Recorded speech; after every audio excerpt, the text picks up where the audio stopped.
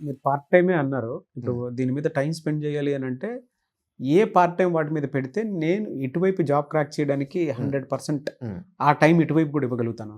అంటే ఏమిస్తే బాగుంటుందని. 20 సంవత్సరాల వయసు నుంచి 25 సంవత్సరాలు యంగ్ బడ్డీస్గా ఉంటాం.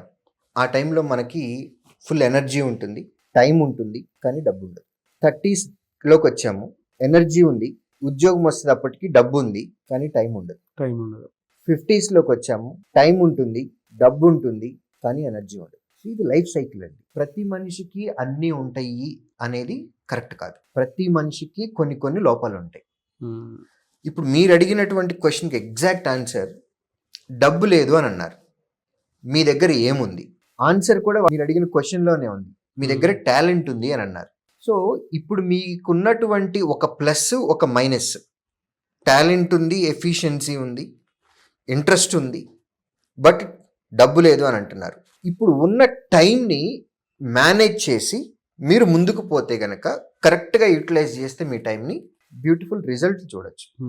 సో ప్రిపరేషన్కి ఎక్కువ టైం పెట్టాలి.